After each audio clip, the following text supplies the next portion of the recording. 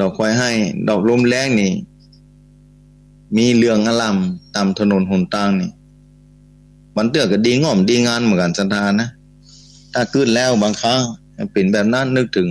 เมื่อเป็นละเด็กละอ่อนก้อนนี่จริงมันจะปรุงแต่งไปนะมาเตือภาพเก่าๆมันจะฉายออกมาฮือหาญนะญาติโยมศรัทธาก็เหมือนกันมานึกถึงโอ้แต่ก่อนนี่ปีใหม่นี่ไปอย่างหนึ่งนะตามถนนหนทางที่บ่เจริญเตื้อเนี่ยถ้านึกถึง40 ปี50 ปีก่อนนี่โอ้ศรัทธานะมือเหนือเฮานี่โอ้ถนนหนทางรถลาก็บ่นักเตื้อแต่ณตอนนี้ก็บ่ต่างกันเหมือนกันเด้อศรัทธานะณตอนนี้บ่ต่างกันเหมือนกันถนนหนทางนะรถลาอย่างต่างๆก็จะน้อยลงไปเหมือนก็ย้อนอดีตเหมือนกันเด้อนะศรัทธาสาธุชนท่านผู้ฟังปีนี้ย้อนอดีตนะย้อนอดีตที่รถบ่ใครนักรถบ่ใครมีนะยิ่งปีใหม่ปีนี้เพิ่นบ่ฮื้อเล่นสงกรานต์นี่ไผจะไปนั่งรถขี่กันนะฮดน้ำฮดท่าอย่างปีที่ผ่านมานี่ก็บ่มีละบ่เหมือนปีที่ผ่านมาแล้วศรัทธาสาธุชนท่านผู้ฟังเพราะฉะนั้นเหมือนกับว่าย้อนอดีตนั่งออกถนนไปเด้อรถมือไหนจะไปเหตุการณ์หนึ่งแต่ก่อนนับได้ว่ารถจะมีกี่การไปกี่การอันนี้นับได้แต่เดี๋ยวนี้วันนี้นับวันนี้ก็นับได้เมื่อไหนรถออกมาเหตุการณ์หนึ่งแต่ช่วงก่อนนี้เต็มไปหมดศรัทธาก่อนที่โลกนี้จะมาเนี่ยโอ้อย่างวุ่นว่าวิ่งควักไขว่ไปมานักเท่าใดแล้วปีนี้นะว่านักเหมือนเก่าแล้วนะว่านักเหมือนแต่ก่อนแล้วอาจจะเปลี่ยนแปลงไปเนี่ยมีขึ้นมีลงศรัทธาเกิดขึ้นตั้งอยู่ดับไปพุทธเจ้าว่าเกิดขึ้นตั้งอยู่ดับไป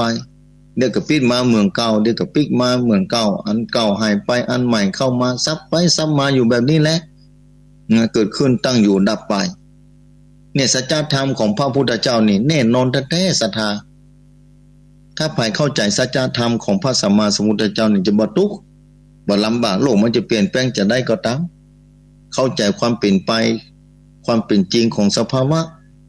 น้องก็อยู่สบายนะบ่ทุกข์ใจเปลี่ยนแปลงจะได้ก็ตามมาปิกมาออกตัวเก่าอายุสังขารผ่านมาแล้วนี่สังขารล่องไปแห่งปีแล้วนะความเปลี่ยนแปลงกับไปแห่งปีหนึ่งแล้วเวลาก็หมดไป1 ปีเท่าแล้วปีนี้ปีใหม่เข้ามาแทนที่แล้วปีเซตปีใกล้ก็หมดไปแล้วนะเข้ามาปีหนูปีใจจะเข้ามาแทนที่แล้วนี่เพื่อจะนับตั้งแต่วันที่15เดือนเมษายนนี่2563เป็นปีใจเริ่มนักกษัตริย์ใหม่12นักกษัตริย์นะตั้งแต่ใจเป่ายีเมาเนี่ยสี่ไซสง่าเม็ดเศษใกล้เหล้าเม็ดเศษใกล้เนี่ยนะอันนี้ศรัทธาเม็ดเหล้าเศษใกล้ของอภัยตัวไล่เกือบบรรทุกอันนี้เหมือนกันเนื้อศรัทธาใจเมาใจเป้ายีเมานะศรัทธาปีเหล่านี้เป็นปีมาเก่าคนเฒ่าคนแก่ป้อน้อยป้อนั้นเพิ่นจะจำได้ดอกเพิ่นจะนับตัวเปิ้งนั่นตัวเปิ้งนี่เปิ้งอันยังก็อ๋อนี่ปีนั่นนั่นปีนั่นอ๋อปีนั่นเดือนนั่นอีกไอ้นี่มันก็นับกันแต่เก่าก่อนนี่เพิ่นจะจำแบบนี้ประเด็นนี้พอความเจริญรุ่งเรืองมาก็แต่เพิ่นจะดูจัตตาปีจัตตาเกิดบางคนเพิ่นมาถามนี่มันจะต้องพอตั้งแต่วันที่15ไปนี่เป็นปีใหม่ถ้าตั้งแต่เดือนมกรามานี่เป็นปีเก่าอยู่นะตั้งแต่มกรามาจนถึงวันนี้นี่ถ้าใครเกิดกับปีเก่าอยู่เนาะปีมาอยู่ปีจอนะถ้าภาคกลางเมื่อปีจอปีใกล้แต่ตั้งแต่วันที่15ไปปีใจเป็นต้นไปอันนี้อู้ถึงเทศกาลปีใหม่ของเฮานี่ความเปลี่ยนแปลงของปีของเดือนนะปีใหม่นี่วันพญาวานนี่เป็นวันที่ยิ่งใหญ่แต่ละปีก็ผ่านไปศรัทธาหลายคนนะญาติโยมศรัทธาสาธุชนท่านผู้ฟัง นะบางคนก็ลูกหลานบัดได้ปิ๊กมาหาน้อยอกหมองใจกูปีนี่ลูกหลานอยู่ต่างจังหวัดต่างบ้านต่างเมืองปิ๊กมาหาพ่อหาแม่น้ำขมิ้นสมปล่อยมาสู่มากะละวะดำหัวได้ปั่นปอนคือลูกเต้าลานเลนเข้ามาหาปีนี้ลูกเต้าอยู่ไกลแถมบ่พอตังการเปิ้นห้ามบ่ฮื้อไปมาเพื่อความผาสุกเพื่อความเดือดร้อนที่จะเกิดขึ้นไปหน้านั่นคือโรคภัยไข้เจ็บโรคาพยาธิชื่อโรคโควิด19ที่เข้ามาเบียดเบียนคนในโลกนี้ทำให้ความเปลี่ยนแปลงเกิดขึ้นลูกเต้าบ่มาหาสักกำท่านอาจารย์ก็บอกไปว่าบ่เป็นอย่างเนอะแม่เนอะลูกบ่ได้มาหาก็บ่เป็นอย่างอดทนไว้รอให้ดีๆก่อนเนาะพอโรคนี้หายเปิ้นอาจจะมีโอกาสได้พลิกมาหาแม่เนาะเปิ้นอาจมีโอกาสมาหาเพราะเวลาถ้าว่าวันเสาร์วันอาทิตย์ก็ดีถ้างานเปิ้นหยุดเปิ้นก็จะคงจะพลิกมาหาแม่บ่ต้องน้อยใจเนอะพ่อก็บ่ต้องน้อยใจนะเดี๋ยวเปิ้นถึงมาหาตอนนี้บ้านเมืองมันเป็นแบบนี้บ่ใจว่าลูกบ่ใครมาบ่ใจว่าหลานบ่ใครมาแอวเปิ้นใครมาไหว้มาสาพ่อวิแม่วิพ่อแม่ที่อยู่ที่บ้านลูกก็ไปทำการทำงานต่างบ้านบางคนยังบ่ได้พลิกมาเตื้อเพราะว่าด้วยเหตุการณ์ที่เกิดขึ้นนะก็เลยบอกว่าญาติโยมศรัทธาสาธุชนท่านผู้ฟังทั้งหลายนะญาติโยมศรัทธาสาธุชนท่านผู้ฟังนะญาติโยมศรัทธาสาธุชนท่านผู้ฟังทั้งหลายก็พยายามเนาะทำจิตใจให้เบิกบานด้วยบุญด้วยกุศลด้วยปรมีธรรมที่มีอยู่แล้วสั่งสมไปนะปากันเลี้ยงกันทยอยกันไปวัดนะไม่ใช่ว่าไปเลยทีเดียวก็บ่ถูกประเพณีแบบโบราณเพิ่นมีมาแต่ท้ายเอาก็ทยอยกันไปวัดอยู่กันห่างๆนะวันพญาวานก็เข้าวัดเข้าวาคือม่วนอกม่วนใจแต่จะไปกันแบบมาเก่าแบบเก่าแบบเดิมนั่นก็บ่ได้เฉพาะปีนี้บ่ได้นะปีต่อไปก็คงเหมือนนี้แหละเพราะฉะนั้นเราก็ไปกันไปตานกันเข้าก่อนบางคนตานทีหลังบางคนท่านอาจารย์บ่ได้ตานพญาวานเพิ่นจะได้ว่านะญาติกาพี่น้องที่ล่วงลับไปแล้วเพิ่นจะได้ว่าญาติกาพี่น้องเพิ่นจะได้ขอจ้านะว่าญาติกาพี่น้องบ่ได้นะนี่ญาติโยมศรัทธาสาธุชนท่านผู้ฟังเรื่องทำบุญสุนทานเนี่ยเวลาไหนก็ได้ศรัทธาวันไหนก็ได้ไปทำบุญเถอะเอามีบุพเจตนาที่ดีงามแล้วเอามีโอกาสทำความดีนี่ทำไปเถอะศรัทธาทำไปเถอะบุญมันเกิดจากบุพเจตนาที่เราต้องการทำของที่เราที่จะไปทำบุญนั้นบริสุทธิ์ดีงามแล้วสถานที่เนื้อนาบุญเรามีแล้วเบื้องต้นเราคือตานเราจื่นสดจื่นแจ่มใสเวลาฮือตานเฮาก็สบายอกสบายใจด้วยความภาคภูมิใจด้วยความดีใจได้ฮือตานแล้วหลังจากตานแล้วเฮาก็ยังดีใจยังมานึกถึงของตานที่ตานแล้วก็ม่วนอกม่วนใจบ่เสียอกเสียใจอันนี้ตานของเฮาก็มาสูญเสียนะถึงกาลเวลาได้ฮือตานแล้วญาติโยมศรัทธาสาธุชนท่านผู้ฟังแม้พระพุทธเจ้าเพิ่นก็บอกไว้นะเวลาฮือตานเนี่ยในบุญญาเขตของพระรัตนตรัยนี้ได้บุญอยู่ตลอดเวลาบ่ได้นักก็ได้น้อยได้แน่นอนอย่างเฮาหว่านเข้าลงไปเนี่ยนาดีกันนาบ่ดีหว่านไปก่อนพอฝนตกลงมาแล้วหว่านกล้าไปก่อนปลูกเข้าไปก่อนถ้าบ่ปลูกนี่เฮาบ่ฮู้จะไปปลูกที่ไหนต้องปลูกเข้าไปก่อนจะได้กี่ต้นก็แล้วแต่ดีกว่าที่บ่ได้สักต้นบ่ได้สักกอทำไปเลยทำไปเลยแม้แต่คือสัตว์เดรัจฉานยังได้คือกับมนุษย์คือกับคนเฮานี่จะมาได้ก็คือหูไปเพราะว่าตามขั้นตามตอนเรื่องการฮือตานนี่เป็นตามขั้นตามตอนแท้ๆคือกับสัตว์เดรัจฉานอาจจะได้บุญน้อยแต่คือกับสัตว์ที่มีชีวิตที่มีคุณค่าอย่างงัวควายนี่ไถให้ไถนาจีนเพิ่นก็เอามากินข้าแล้วลองขึ้นพอเนาะศรัทธามีคุณกับคุณประโยชน์กับคนเฮาบ่ใช่น้อยแต่มนุษย์คนเฮาเกิดขึ้นมาแถมนี่ถ้าได้ช่วยเหลือได้ฮือตานได้สงเคราะห์ มันก็บุญก็เพิ่มขึ้นตามลำดับคือกับคนบ่มีศีลมีธรรมคือกับคนที่มีศีลมีธรรมคือกับภิกษุสงฆ์สามเณรจะคือกับคนถือศีล8อุโบสถศีลคือกับสามเณรกับตุเจ้ากับพระอริยเจ้าที่สงฆ์ตามลำดับขั้นขึ้นไปส่งไปตามลำดับนี่อันนี้เฮาก็สามารถทำได้แต่เฮาบ่ฮู้ว่านาแต่ละที่จะไปหว่านที่ไหนอันนี้ก็สู้แต่ป้านนะนาอันไหนก็ทำไปก่อนเพราะว่าลมหายใจเป็นเครื่องบ่แน่นอนบ่ได้บ่งบอกว่าจะมีตลอด100ปี200ปีชีวิตเฮาก็เหลือน้อยลงไปถึงวันเฮาทำเวลาไหนก็ได้ทำไปเถอะดีกว่ามาได้หว่านข้าวหว่านก้าพอฝนตกลงมาแล้วแบบนี้อย่างฤดูเทศกาลปีใหม่มาแล้วมีโอกาสไปวัดไปวาวัดที่ไหนเฮาก็เข้าไปทำบุญสมทานไปตามประจำปีคู่ปีแบบนี้ญาติโยมศรัทธาสาธุชนท่านผู้ฟังเพราะฉะนั้นญาติโยมศรัทธาสาธุชนท่านผู้ฟังทั้งหลายที่ฟังธรรมะก็เป็นโอกาสดีนำพระธรรมคำสอนของพระสัมมาสัมพุทธเจ้าที่ครูบาอาจารย์มาอู้มาจากแต่ละวันเป็นการซึมซับธรรมะเข้าไปในหัวใจของญาติโยมศรัทธาแล้วก็ม่วนศรัทธาบางคนนี่ติดวิทยุแล้วเจ้าไหนมาเปิดง่อมหายแซบไปไหนกับมดวิทยุดักแซบตนไหนกับมาอู้มาจ๋ามาเตะมาเปิดวันหนึ่งหายแซบบ่ม่วนเหมือนกันเนอะง่อมอีนี่อันนี้มาฟังธรรมะเมื่อเจ้าฟังไปเรื่อยๆม่วนอกสบายใจนั่นดีอกดีใจอย่างวันนี้หลวงพ่อธรรมครูสังวรศิลาภิลักษ์เปิ้นก็ติดธุระปาปางท่านอาจารย์บรรยงอภิวัตโนท่านพระครูอภิวัตนาวิกรมเปิ้นก็บอกท่านอาจารย์มาเทศแทนคำเน้อนี่ได้บอกมีเวลาก็ได้มาอู้มาจามาพบปะญาติโยมศรัทธายามเช้า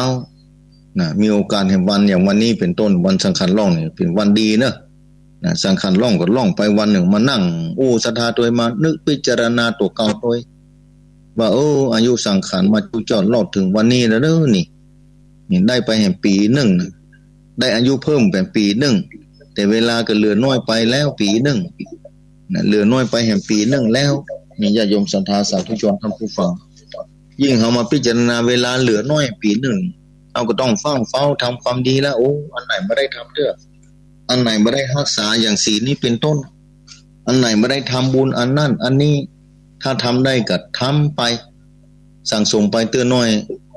เมื่อความพร้อมเฮามีเท่าใดตามเท่านั้นตามเท่าที่เป็นไปได้จะไปตามแบบลำบากยากเข็ญที่ว่าต้อง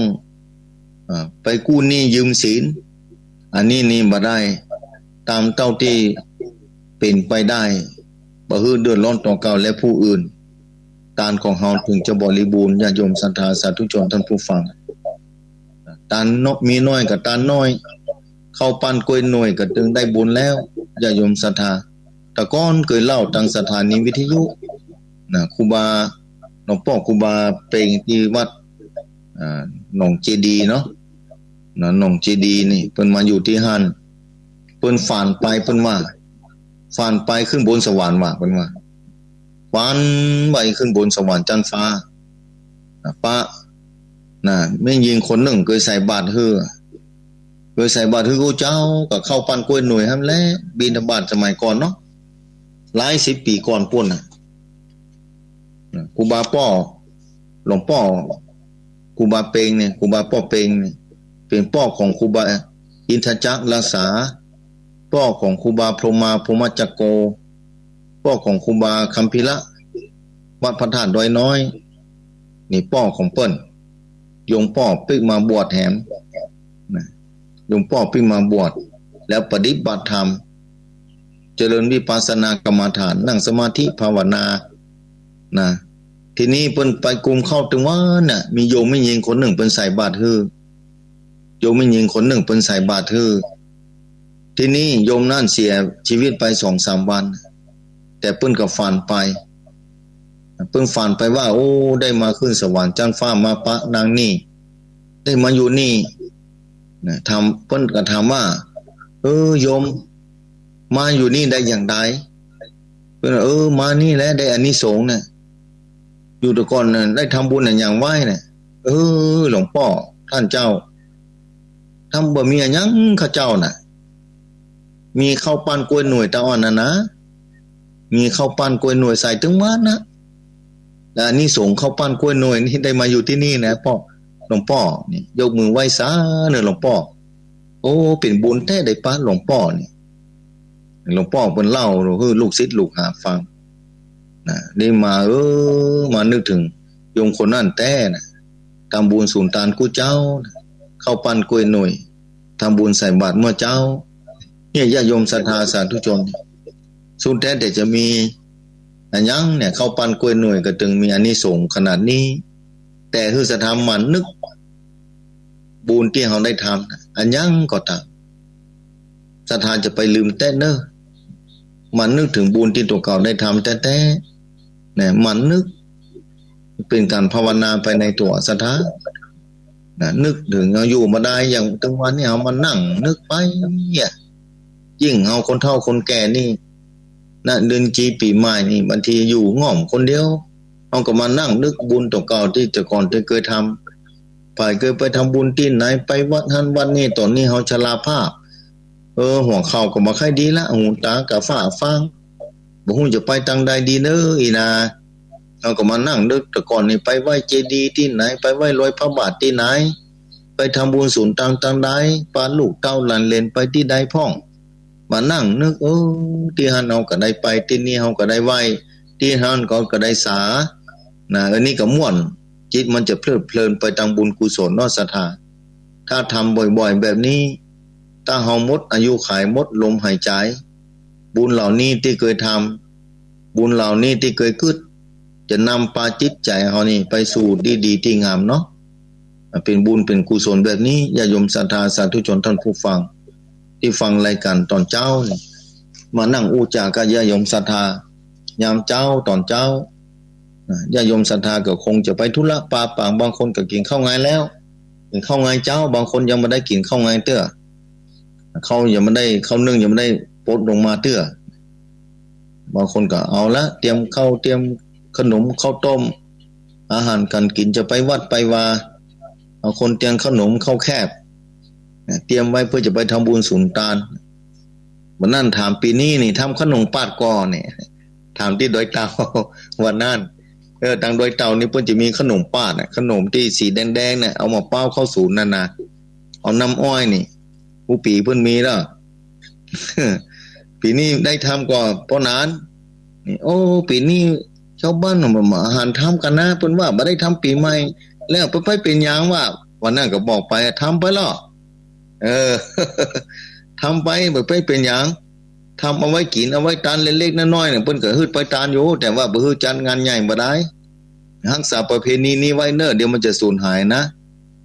วิชาความรู้เหล่านี้เป็นวิชาที่ใช้ได้เน้ออันนี้เพิ่นก็ไข้หัว อันนี้ศรัทธาประเพณีต่างๆนะถ้าปีใหม่มานี่จะมีขนมข้าวแคบข้าวควบนี่มันเป็นแบบนั้นนี่เป็นวัฒนธรรมประเพณีที่ดีงามและเด็กละอ่อนนี่ใครถึงปีใหม่เต้เน้อเนี่ยขนมนั่นก็จะมีขนมนี่ก็จะมีนะพ่อแม่จะแปลงไปซ้อมาคนในหมู่บ้านนี่จะเตรียมการเตรียมงานเตรียมขนมข้าวต้มจะมีข้าวควบข้าวแตนนะปาการแปลงไปทำบุญสุนทานและเด็กละอ่อนเพิ่นก็ชื่นอกบานใจไปตามๆกันนี่เป็นประเพณีแต่เก่าก่อนมีมาแต่ท้ายศรัทธาม่วนอกบานใจเนี่ยถ้าถึงปีใหม่นี้บ่ต้องง้อมเนิ่นเนี่ยโรคภัยไข้เจ็บจะมาอย่างไรบ่จะไปนึกอันนั้นนักมันเป็นปกติธรรมดาเนี่ยอย่างที่บอกนะโรคภัยไม่มีมาแต่ท้ายแล้วเนี่ยบางปีอย่างที่บอกตะวานี่สงกรานต์นี่คนตายไม่ใช่น้อยๆนะเกิดอุบัติเหตุเฮาบ่ฮู้บ่ได้เนาะมาเตือนแต่ละที่นี่แต่ละที่เสถิติมารวบรวมมาเตือนหลายร้อยคนอีเนี่ยแค่สงกรานต์เนี่ยอันนี้ถ้าประกาศตอนนี้เนอะโรคโควิดนี่ตอนนี้ตาย 3-400 แล้วเนี่ยสะดุ้ง ที่จริงบ่ใช่ถึงบ่ใช่มีนะบ่ใช่มีแต่เพิ่นป้องกันไว้กลัวมันจะเป็นปัญหาไปทางหน้าที่จริงบ้านเมืองเฮาอยู่ด้วยบุญด้วยกุศลน่ะเก่งภาคเหนือนี่ตอนนี้ฝนบ่ตกน่ะ อากาศมันร้อนโรคโควิดนี่กลัวความร้อนเนาะ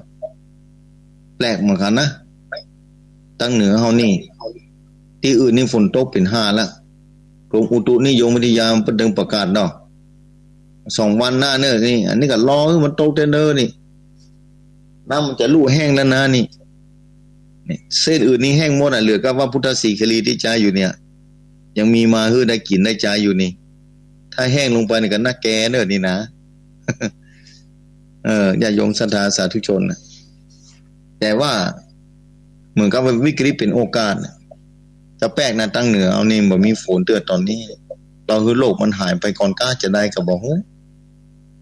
เหลียวพอเวลาเหลือ10 กว่านาทีแต่ศรัทธาจะเปิดสายคือศรัทธาสกรรมเนาะตะกี้ไผ่พ่องโทรมากับว่านี่มาได้รับสายเนาะนี่จะเปิดสายคือศรัทธาอู้จ่าสกรรมไผ่ฟังอยู่ก็มาได้ไปตังใดเถอะก็นะไผ่ที่มาได้ไปตังใดเถอะ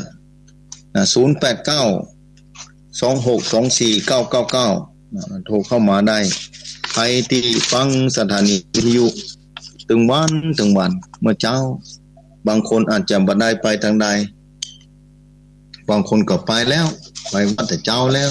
ไปตานก่อนเปิ้นวันที่15นี่อาจจะมาตานเปิ้นนะจะขอไปตานก่อนนั่นพอเปิดสาย08926249999เอาเจริญปอนข้าพเจ้าเจ้าอาจารย์เจริญปอนฮัลโหลติดแล้วแม่เอ๋ยแม่จากที่ไหนก็จากบ้านปวงตรงหัวช้างเจ้าบ้านปวงเนาะโอ้บ้านปวงตรงหัวช้างแม่ชื่อหยังก็แม่หยังก็แม่จินดาเจ้าแม่จินดานี่โทรมาติดตลอดเด้เจ้าตะคืนโทรหา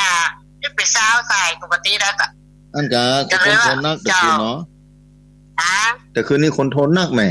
เจ้าคนโทรนักแม่นเจ้านี่แม่ฟังอยู่กะเจ้าดีละแม่เนาะไปวัดไปวาบ่เป็นอย่างเด้อแม่เด้อไปกันทยอยกันไปอันกะเพิ่นก็บอกกันที่ผู้เป็นจะได้พ้องก็บ่เป็นอย่างละเจ้า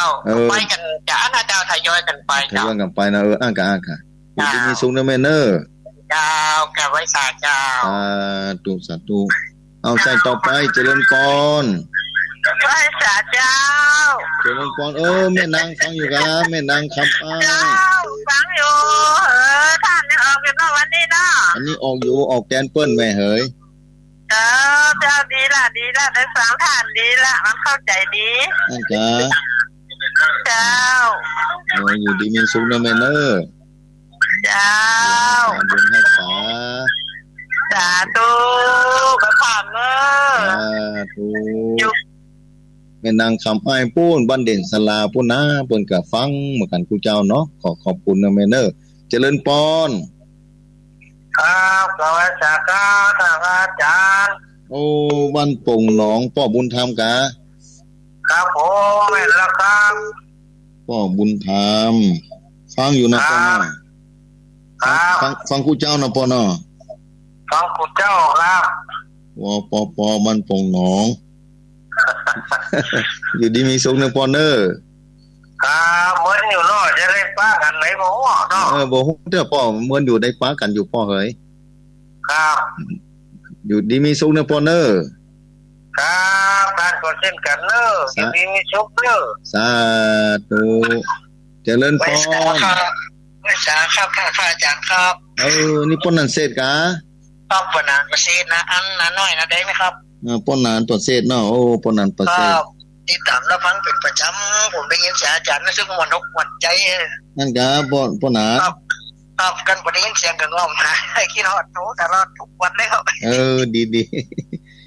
สุขนะตามกูเจ้ากูแรงครับแต่นาน้อยปุ่นเนาะอยู่ดีมีสุขให้ป้นนันเศษป้นนันประเศษไว้สามีไว้ครับขอให้ท่านว่าอาจารย์จงอยู่เย็นเป็นสุขให้คนนี้จะมีโรคภัยไม่เกิดครับอายุมันยืนยาวนะยินดีสักการะบูชาแกว่าสุขไว้การต่อไปครับสาธุอยู่ดีมีสุขนะปอเนาะถูกเอาใส่ต่อไปเจริญปอนค่ะพระเจ้าท่านอาจารย์เจ้าเจริญปอนจากที่ไหนก็นี่แม่หยังเจ้าป่าเป้าเจ้าบ้านทางตามเจ้าแม่ขมูลกะเจ้าโยมแม่ฟังอยู่สวัสดีปีใหม่เจ้าเจริญปอนแม่ขมูลห้างตามบปปเจ้าโยมแม่ รมาให้กำลังใจท่านพระคุณเจ้าทุกตนทุกองค์เจ้าสาธุอยู่ดีมีสุขเนอะแม่ขมูลเนอะ เจ้าอยู่ดีมีสุขเหมือนกันนะเจ้าสาธุ การพระเจ้าเจริญพรเอาใส่ต่อไปเจริญพร เจ้าไว้สาเจ้าท่านเอาป้าดาเพิ่งฟังอยู่กะเจ้าโอ้ดีแล้วเจ้ามาจดไว้ในเด้อเจ้าที่ภาษาเมืองกับภาษาไทยเจ้าท่านนั่นกะใจนี่ปีหนูปีเป้านี่ปีวัวปียีนี่ปีเสือปีเมานี่ปีกระต่ายปีสีงูใหญ่ปีไส้งูเล็กปีจังง่าปีแม่ปีเม็ดปีแม่ปีสันปีวอกปีเหล้าปีไก่ปีเป็ดปีหมาเจ้าปีกุลจ้างหมูเจ้าโอ้สาธุเนอะสุดยอดเนอะเจ้าสาธุวันเดอโอ้ดีอนุโมทนาเนอะวันนั้นเนอะจำได้ชัดดีนะเจ้าสาธุขอบคุณอนุโมทนาเนอะเจ้าสาธุบรรดาเวียงป่าเป้านะเพิ่นฟังตลอด0892624999น้อมเรียนเจอเนอศรัทธา0892624999โทรเข้ามาได้ภัยที่โทรมาบัดติดโยนกันตะกี้ก็เข้ามาได้เดี๋ยวสักก้ามก็จะปั่นปอนคือศรัทธาเนาะปั่นปอนคือศรัทธาปั่นปอนปีใหม่ปั่นปอนธรรมดานี่แหละนะญาติโยมศรัทธาสาธุชนท่านผู้ฟังโอ้นะบางคนก็เตรียมกันนะปาดาเพิ่นบอกใจเป่ายีเมาสีไสสงะเม็ดสานเล่าเสร็จใกล้นี่นะตั้งแต่ปีต้นมา12ปีนักกษัตริย์ใหม่แล้วเด้อจะรอบใหม่นะปีนี้จะเป็นปีที่รอบใหม่เข้ามาตั้งแต่ปีหนูไปละปีหนูนะปีใจปีหนูไปนะจะพดนะ12ปีตั้งหน้านี่บ้านเมืองถ้าจะสุขสดใสสุขภาพความเป็นอยู่เหตุการณ์ต่างๆคงจะดีขึ้นนะศรัทธาเนาะเหตุการณ์ต่างๆคงจะดีขึ้นไปทางหน้าญาติโยมศรัทธาสาธุชนเมื่อญาติโยมศรัทธาได้พบกับสิ่งดีๆชีวิตก็จะดีขึ้นเนาะศรัทธาเอาใส่ต่อไปเจริญพรไว้สาเจ้าอาจารย์เอาจากที่ไหนก็จากลีเจ้าอ๋อแม่อย่างก็แม่แดงผาลาดแม่แดงผาลาดโอ้แม่แดงผา